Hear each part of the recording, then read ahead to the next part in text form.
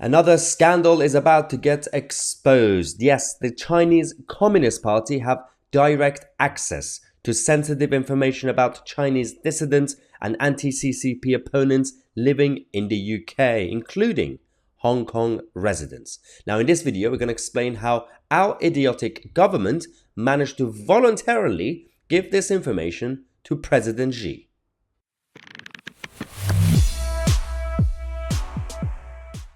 This is another legacy of George Osborne and David Cameron. Remember those days, the early 2010s, when you had Obama and Cameron and all these guys going to Beijing with the red carpet and everything else and saying China is now ready to be inside the tent and we could be friends and allies. And then that didn't go too well. People like Trump were warning the West against these decisions at the time, and everybody laughed at him in the establishment. They're not laughing now. And this is about what's going on right now with the CCP. We've already exposed so many infiltrations that their agents do in the West. And we know that with all the issues in Hong Kong and inside China, mainland China in general, our government, on the one hand, would go to Hong Kong and say, okay, you guys can actually use UK as your safe haven, so you can come here. So these guys came to the UK. And then we discovered that their information would be shared with the Chinese Communist Party. All because of something that David Cameron and George Osborne did in 2014. We're going to get into it in a second, but we've already talked about how CCP agents have managed to infiltrate the British Parliament, and some of them have had close access to former prime ministers like Boris Johnson and Theresa May, and these idiots didn't vet the backgrounds of these people, and they portrayed themselves as local business people. We've already also exposed the secret police stations across the UK and across the world that CCP have to crack down when it comes to Chinese dissidents living abroad. All this is happening inside our country. And we have even the consulate and the embassy, the Chinese embassy, attacking people, and the British police just not doing anything about it because they're scared. This is absolutely chaotic. Now, this one is about HMRC and our Treasury. So, what they've decided to do in 2014, thanks to George Osborne, they created a scheme, a flagship scheme, launched in 2014. Countries signing up to an international tax agreement automatically share basic financial information with each other about nationals living in each other's countries in an attempt to curb tax evasion. So this was a gimmicky move initially by George Osborne because the Tories at the time were under a lot of attack that you're not doing anything about tax evasion and tax avoidance and all this and that. So George Osborne created this thing, and then they got all these countries to sign up. And generally, it's a good scheme. Overall, it's a good scheme. If you have normal countries who are allies, who are friendly, working together, you can actually find out if someone's taking their money to the Cayman Islands or whatever, right? Or Switzerland. But the problem we have is that they also then included China, thinking that China could play fair and they could share things with us and we could share things with them. But they're not sharing anything with us. It's only us who are sharing this information. And it's not just about the numbers or some sort of tax details. It's also about the personal information of these people who are living in the UK, ran away from Beijing, and we told them, you could be safe here. And now the Chinese Communist Party could actually know exactly who they are, where they live, how much money they have, and what they're up to. And then more chaos is going to happen, and these people are going to blame the UK government. They were promised a safe haven. And this was what we would call genuine asylum seekers or genuine political refugees who came here, not on small boats. So this is what we're doing to actual refugees. And then at the same time, in terms of mass migration, you got illegal economic migration coming into the country in the name of asylum seekers. So the whole system is completely broken at this point. Now, we told people in Hong Kong that you can come here because people in Hong Kong over the last few years asked for help.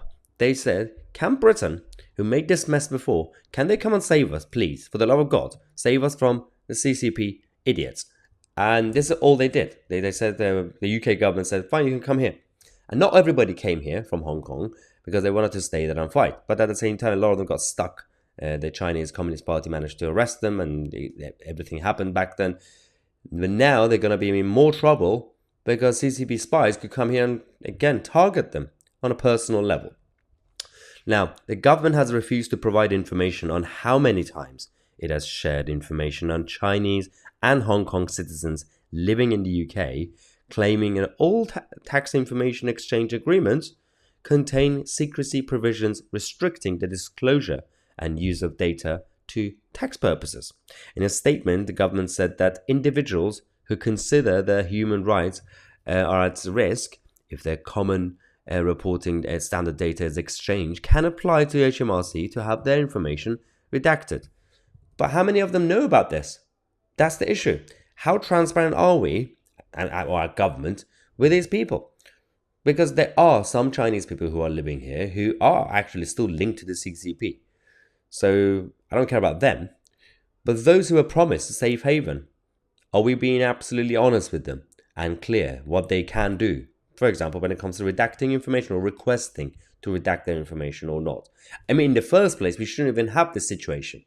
That is a completely disgusting point. Now, there are some MPs, including Alicia Kearns, the Tory MP, who came out to say, well, those who seek refuge in our country deserve to know that they are protected from the long tentacles of the Chinese Communist Party, financial harassment and repression. She also says that we must do more to tackle the permissive environment for transnational oppression by authoritarian regimes across our country and within our bureaucracies.